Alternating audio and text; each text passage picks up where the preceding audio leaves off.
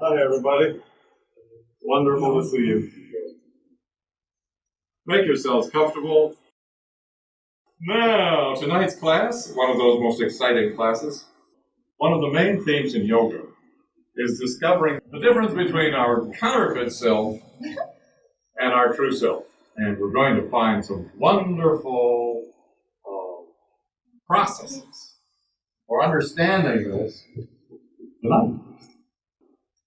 A great yogi named Patanjali, Patanjali, Patanjali, especially in his work, which summed up a great deal of the work of other yogis, Patanjali said one of the main purposes of yoga is to learn who you really are and to distinguish between what the world tells you about yourself.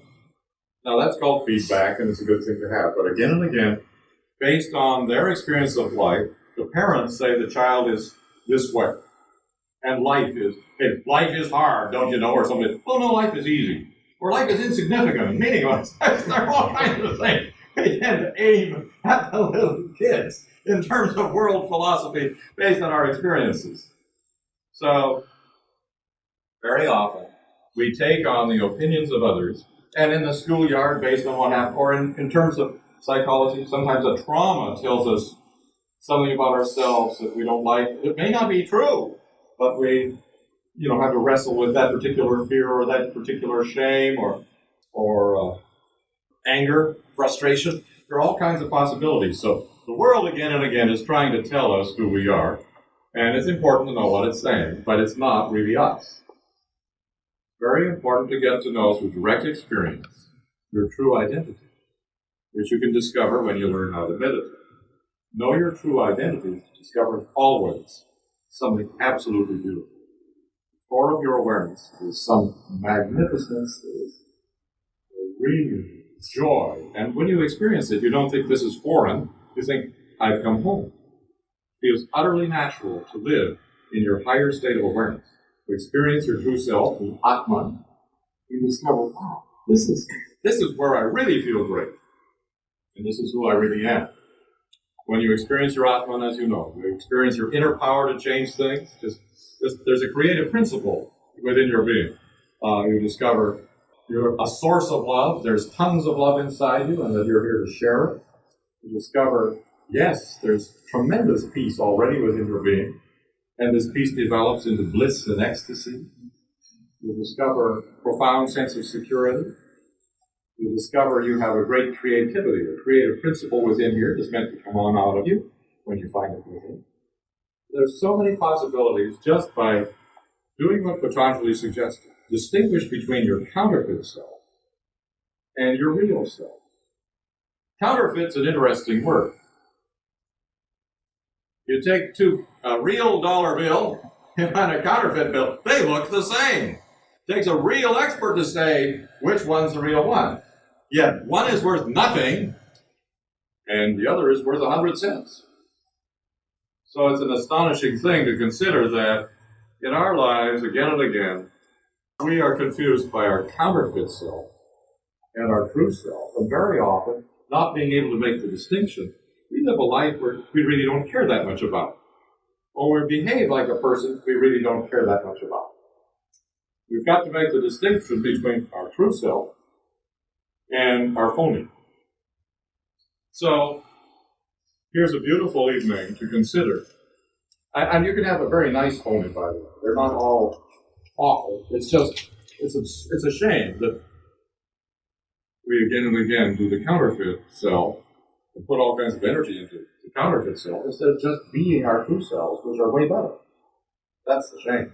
Not being able to abide in your true self. One of the definitions of yoga is being able to control the waves of your mind so you can abide in your true self is yoga.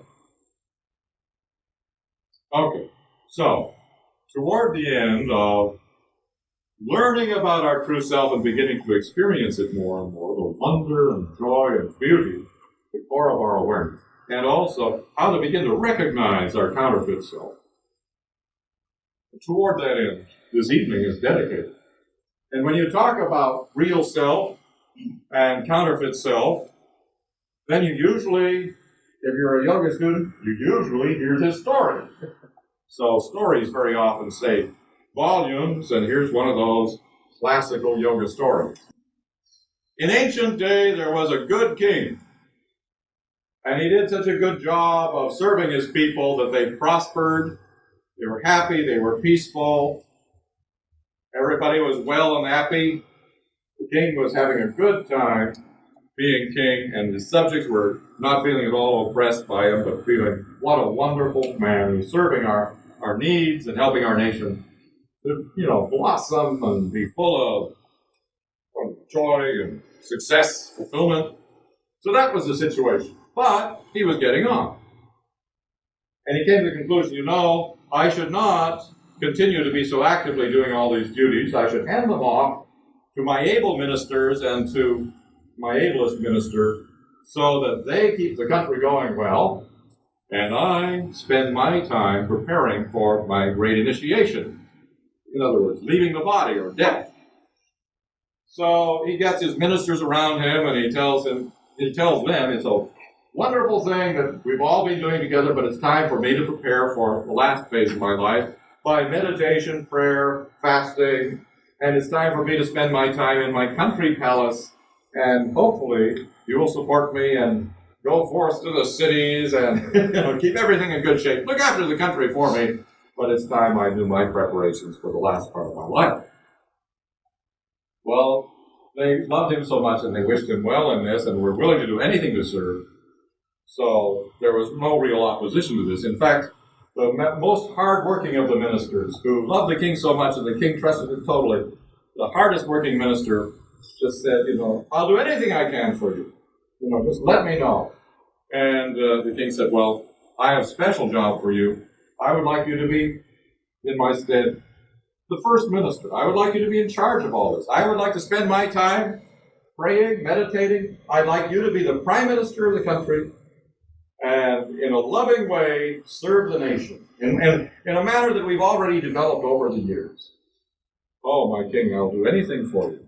So, and I will, be totally dedicated to the values and principles that you laid down, and I will certainly serve you with every fiber of my being. So, good deal. So the prime minister goes off to the capital city, and the king goes off to the forest, and everything seems to be fine. The prime minister discovers that it's really hard work being so, simple. But he just works, 14-hour days, 7 days a week.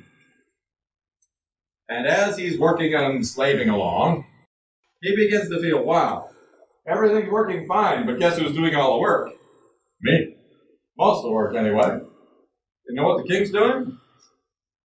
He's sitting under a tree, having lemonade, reading a book. But anyway, things are going fine, and I love him, etc., etc. And so 4 months go by.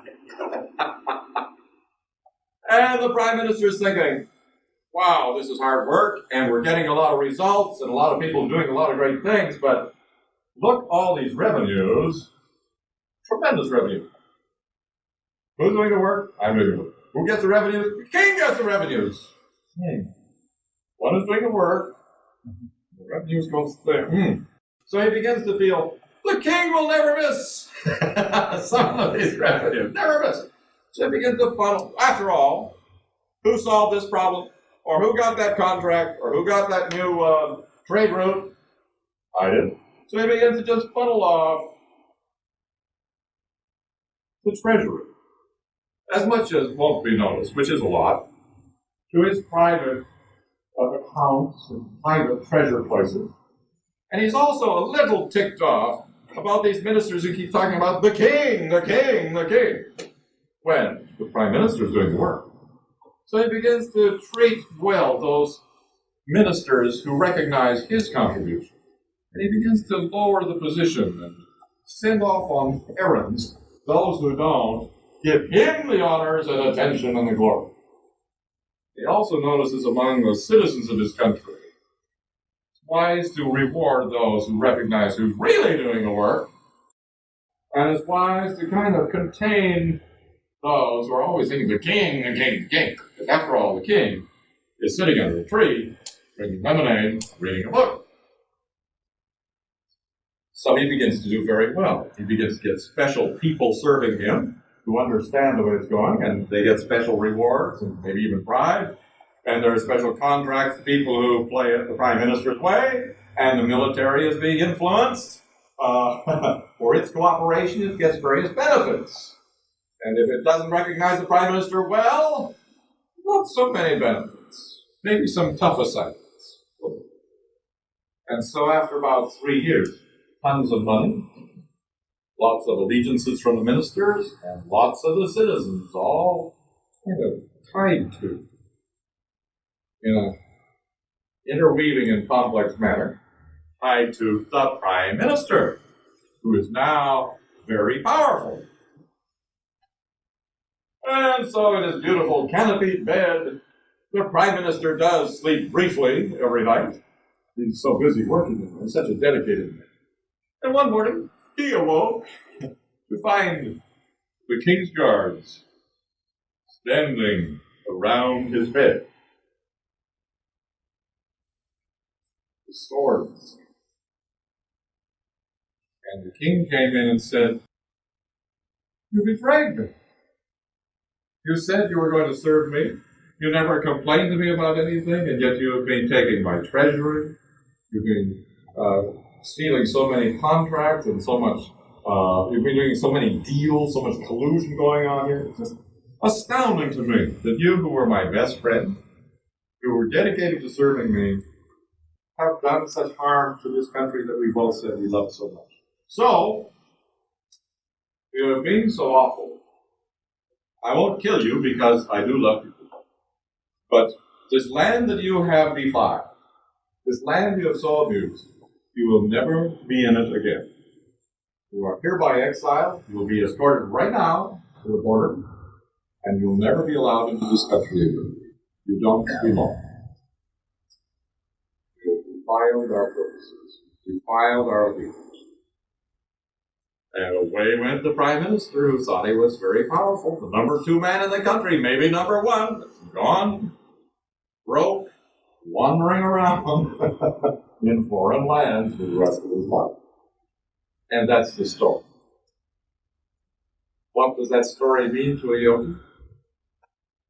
Your true self, your Atman, your inner self, is the king. The king has the power, the energy, the consciousness that makes the kingdom work. The king has as an assistant the prime minister. The soul has as its assistant a prime minister too, called the ego, or the sense of self. In other words, what you call I, me, mine, is your prime minister part. And as long as the prime minister, or the ego, or the sense of self, is aware of the king and serves the king, as long as your sense of self is aware of the inner self, is aware of the Atman, and serves it, loves it, works with it, cooperates with it, as long as that goes on, there is harmony throughout the land, and both prosper beautifully. But if the sense of self, the sense of I, is based on only the inputs we get from out here, and not a realization within, then this sense of I can get really goofed up.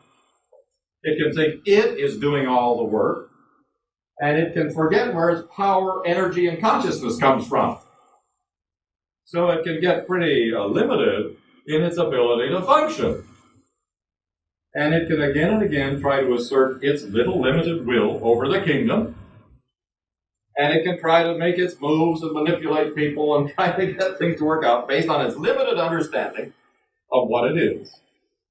If only our ego knew it was the servant of the soul, the minister of the higher self. If only it knew that, it could live that way. No.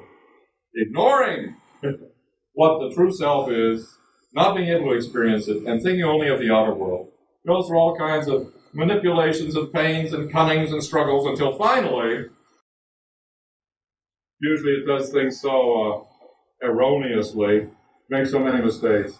It wanders in a land of confusion, a land far away from what it considers home. Ego ends up, what is this life? Who am I? Just kind of lost, wandering in what seems to be emptiness, pointlessness, vanity. All is vanity, that kind of thing. So, just think when you want to understand true self, phony self. True self is the core of energy, consciousness, awareness within your being. The phony self is, for most people, what we call I. And people say, hey, you, and you say, who, me? Usually, that's where you can find a false sense of self, a false sense of who you are. So, yogis, starting with that story, usually told around a fireplace or told around a pole covered with plastic flowers or whatever it may be, yogis begin to explore, how may I better know my inner self, my outer self, and the relationship between the two, and how can they work together instead of my outer self being so lost that life seems like a wandering or an emptiness. And how can I be true to myself and grow and blossom rather than strangulate or feel lonely wherever? How may I feel at home? Okay, so, you can play with this wonderful story in many ways, and it's the story of each of us as long as we do not know our true self. And you could say, well, if we know our true self, then it's still the story of each of us, because those who know the true self, the I sense, the ego sense, aligns with this. And there's this marvelous interplay between the inner self and the ego. There's a changed sense of self. Okay. That said, what's the simplest, most direct way for the king or soul and the prime minister or ego to work well together? What's the simplest way? And you might say yoga, or you might say meditation, which means to center in your true self. Or you might say goodwill. If a person can learn goodwill, it takes the ego state and quickly aligns it with the inner self. If you can have an active, not just passive, yeah, I wish everybody well, but really wish everybody well. You can active sense of I wish you well. Regarding other people and other situations, I wish you well. You can have that sense. It automatically lines the ego up with the soul. This is what yogis have taught for thousands of years, and this is what mystics think too. The way to get ego and Atman to line up is practice goodwill. Just direct. Just cuts right through. Goodwill. I wish you well. It's a wonderful way to learn how to meditate. It's a wonderful thing to roll out your mat and practice hatha yoga with goodwill for yourself, with goodwill for your body and mind. So, goodwill is often the clue. Like, people are divorcing, they're hurting so bad, they lose their goodwill for one another. And then it gets harder and harder, and the pain is so great. So very often, learning about this practice, your soul, your inner self, will guide you and help you in this trauma. People who are just hurt from all the struggles in life and dealing with competitors, usually the idea is get pain, get angry, suffer, and try to figure out a smart way to deal with your competitor. But what if people went to their inner self and figured out from there how best to deal with the competitor? But I'm saying that based on an understanding of your inner self, we could change the world overnight. Tomorrow, if people could sense their inner self by aligning their ego in an attitude of goodwill with the inner self, different world, different politics, which are so often based on ill will, but different world, different understandings between nations, different states of harmony and well-being in the home, around the table. Just an amazing thing to understand, and I would like you to explore this, because am I saying that just anybody developing an attitude of will comes more into line with their true self? That's exactly what I'm saying. Just practicing and developing an attitude of goodwill brings the ego state, wherever it may be, over into receptivity and a cooperation with the soul. Goodwill. Now, what they say on TV is, goodwill isn't everything. Did I say goodwill is everything? I said, it's an aligner. It gets the two of you together. No. The goodwill is magnificent. And again, what happens is, in our world, for example, in religion, somebody hears it from God that such and so, and they're just ferocious and mean and angry, and, maybe even let's make war on those people, or those people don't count, or all these strange attitudes come from not the soul. You have people doing all these wild denunciations and everything, angry, revenge. You can take it for granted if you're a yoga student, if you want to explore it. If it comes from the soul, it is beautiful. It is true, beautiful, and good. It proves out in the light of day. It creates harmony, creates relatedness, doesn't estrange, doesn't hurt, doesn't mayhem. So he said, well, what about fighting? Is there such a thing as a just war? I'm just trying to anticipate questions. What about a just war? Well, yogis feel that if you are called upon to defend your family because of oppressive force, that's perfectly appropriate. Get up and fight. Gandhi says it's better to fight, but it's even better yet to use love. Okay, I'm just putting that in because there's a question in the air. And I'm just saying, try this on for size. That's what I'm saying, too. Just play with this, and I'm going to show you a process to do it. But I'm saying, too, goodwill is a miraculous power. Because we're all running around, ignoring our inner selves, behaving with very limited potential in an uptight sense of I that has to survive struggling against all the other uptight people with a sense of I, and we're all in contest. The football field was just fine until somebody threw a football outfit. Then there are, 22 people fighting over it the rest of the afternoon. On the other hand, who would pay to see them just sitting around on the grass talking about their lives? I don't know. So, I don't know. I'm just far up with it.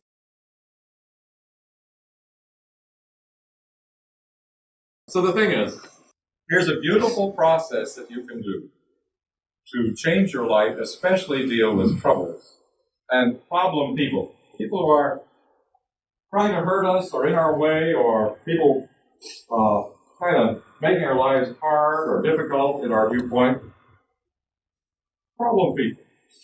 But someday you'll find that you want to play both parts because you turn out to be your own worst problem person. So but let's forget about that for now, but there may be a day when you think, let's get to the real problem person here. Okay, so the process is this. Active goodwill allows your inner self with all its resources, power, wisdom, to express in the situation. It allows the king to help the prime minister to run the country, or to more fully express. So the technique is this: get 2 chairs. You get 2 chairs. And you put them in the area where you're going to be meditative, like your meditation room. You get 2 chairs. And you sit in one. Let's say this is it. And you first calmly get into an attitude of goodwill. So I'm going to ask you to just begin the process. You're sitting right now with where you are. I want you down the road to visualize there's a chair in front of you, and you're going to do this process here as you will do it at home. And at home, just to make it easy on yourself, get 2 chairs. Just don't pretend. Get 2 chairs and sit in one. Just till you got this down. Okay. But the first attitude is sitting there, a vast sense of goodwill. Like people are outside, you don't know them, they're strangers, you say in your mind and heart, I wish you well. I wish you a good life. I wish you happy. Don't you? I wish you well. People going by in that car, I wish you well. Dog barking. Dog, I wish you well. So the idea is just whatever comes to mind, just in a very general sense. I wish you well, and mean it. I wish you happiness.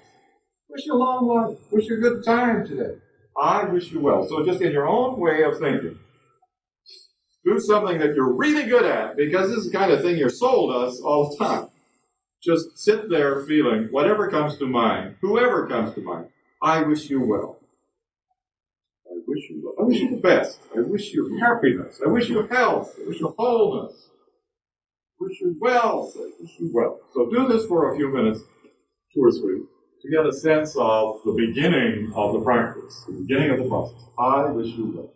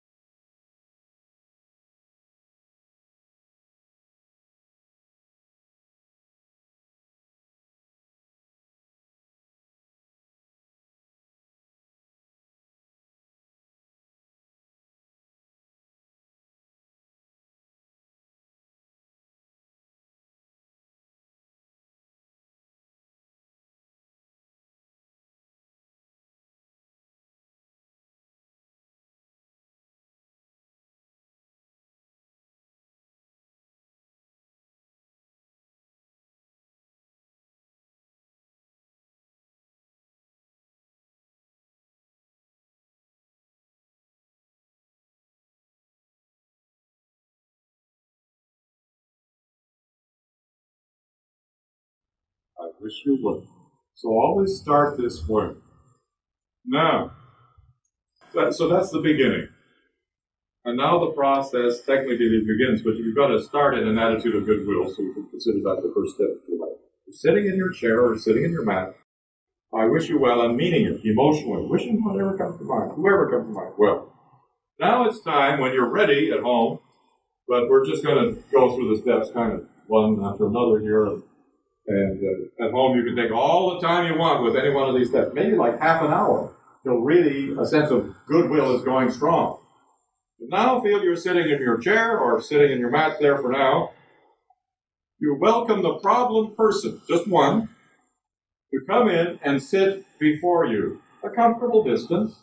So in your mind's eye, invite the problem person. Often it's your child, perhaps, or some other, or colleague.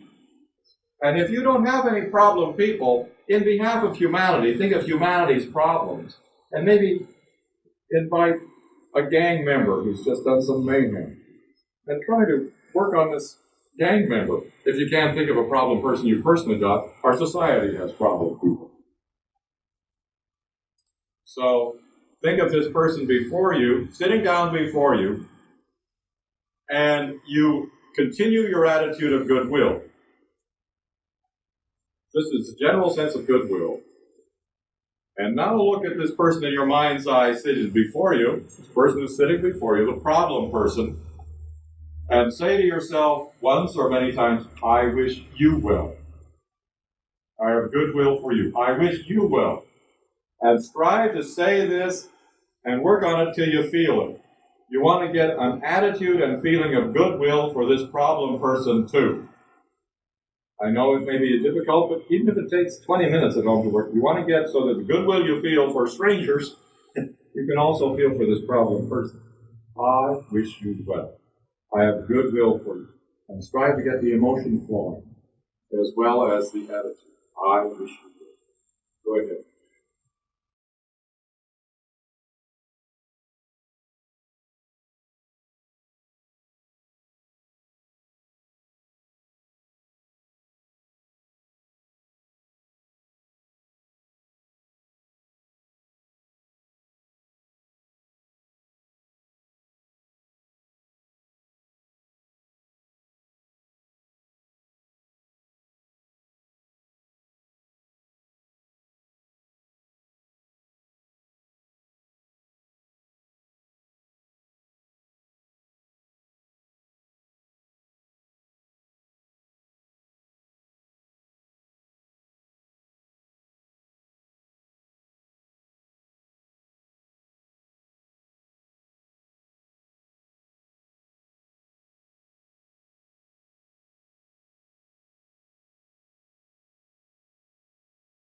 Maintain that state, and at home take all the time you want.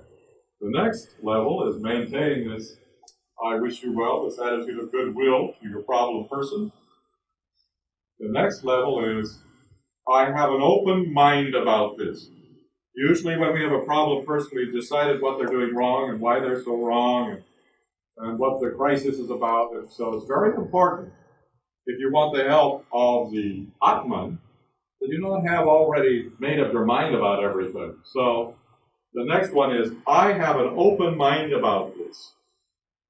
And so get into an attitude where you're ready to rethink it, understand more deeply or clearly. Just open your mind about this. I have an open mind and open heart about this matter that's between us, this problem we've got. I have an open mind about this. Second level, enjoy. I have an open mind about this.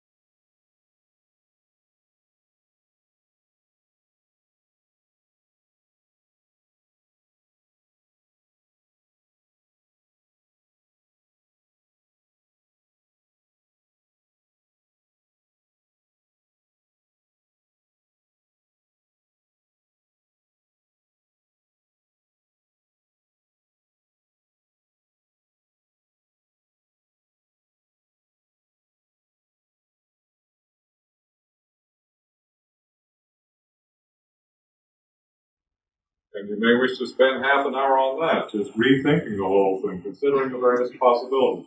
Third level, still active goodwill being felt and an openness of mind and heart about this.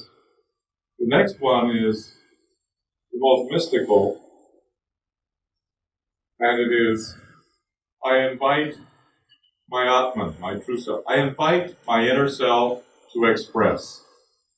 You might get insights, intuitions, you might feel energy flowing, you might just get an assurance it's being handled. You might find later on in the day or the week that things have changed. But who can say what the expression will be from your inner self? But this third level is, I invite my inner self to express. So with that attitude of inviting your inner self to express in this matter, in this dispute, or in this problem, or regarding this person, I invite my inner self to express. Be open. Encourage the deep, beautiful, true, good, glorious self to express in any manner that you want. Invite my inner self to express.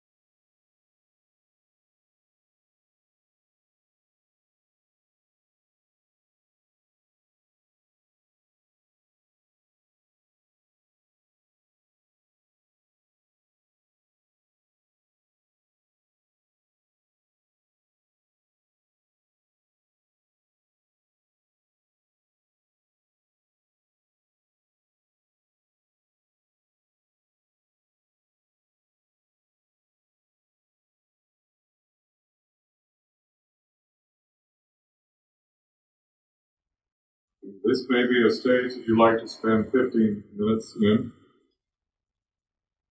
So, at home you got the luxury of just taking your time as you choose to use it.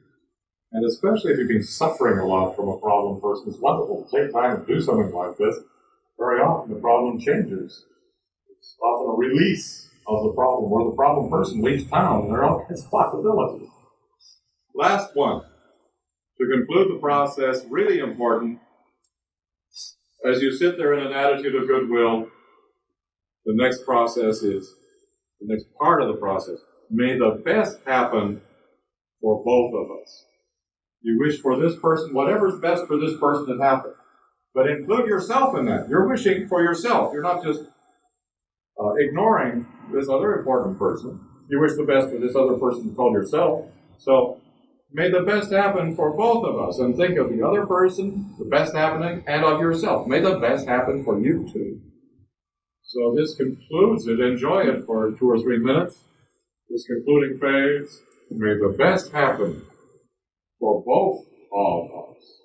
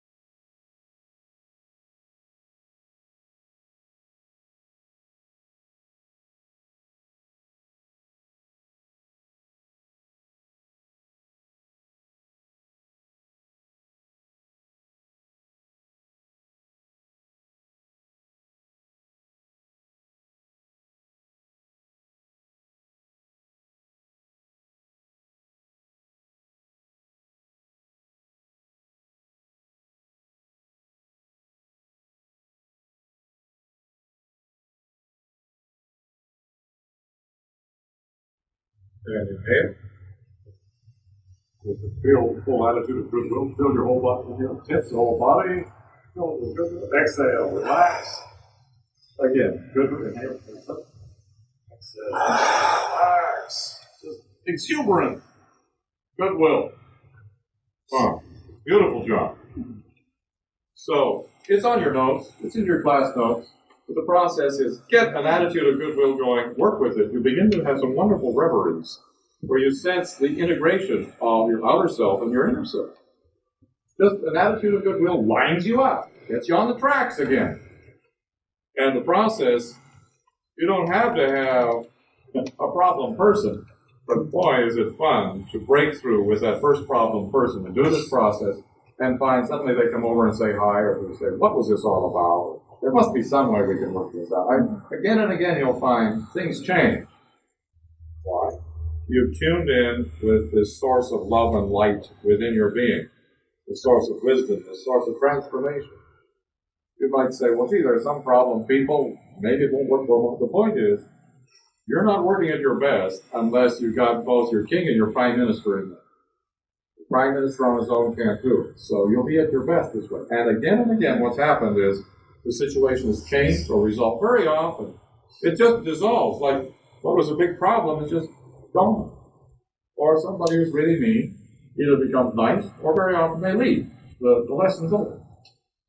Whatever it might be. So, get into this attitude of just goodwill for whatever you're aware of as you sit in your chair. And best to use 2 chairs at first. Then the ideas, parts of the process are, you remember what they are? I wish you would. Wish this person would. And then, because we're often closed-minded and uptight, I have an open mind about this. And get one. Now and then when people come to me, they want help sometimes and they're in a divorce mode and they're just miserable. You listen to each party and you wonder, how can you be in the same marriage? You're describing a most miserable experience. How can you be inflicting this on one another? And how can you have such an entirely different view on how your marriage is? But it's common. Right, lawyers? Right. So anyway, I have an open mind about this, because very often, seeing it differently, like that's what they call miracles, changes in perception. Modern day, miracles, changes in perception. And certainly that's one of the most important things we can do. How may I change my perception? Get things rolling. Okay, and then I invite my inner self to express. And when you get into this, it's really beautiful because you get very often fresh ideas or a feeling of being loved or a feeling of love bathing this person or a feeling of perhaps a symbolic image of the 2 of you getting along, being able to embrace, or the 2 of you able to go on with your lives now instead of being interlocked. There are all kinds of intuitions, insights, good feelings, good vibes, or a sense of inner power that can occur. Or if nothing seems to occur there, just don't think nothing happened because it may be during your day. You get a phone call or something will happen. So it can happen after this process. And then the last one was, may the best happen for both of us. And think about it thoroughly, because not just for this person, but for these 2 wonderful people. So, one of the best things to learn in life. You have to be practical with it, like Yogi said to this snake who was biting everybody. Bad. You better stop doing this. I'm just really reducing the story down to nothing. So. But I don't want to make a big thing of this because I don't want you to go away just thinking about this. I want you to think of what I just said rather than what I'm about to say. It's just a little qualifier. So the yogi wanders back in that area wondering how the snake is doing. He finds the snake all beat up and bruised. And what happened to you? The snake's in such bad shape. The yogi says, I asked you not to be so mean to people and that you should stop biting them. And how can you possibly be all, beat up like this? And the snake says, well, when they found out I wasn't really going to bite, they threw rocks, they hit me with sticks, they chased me. They just wiped me out because I did what you said. Which is words gurus here from time to time. A common phrase.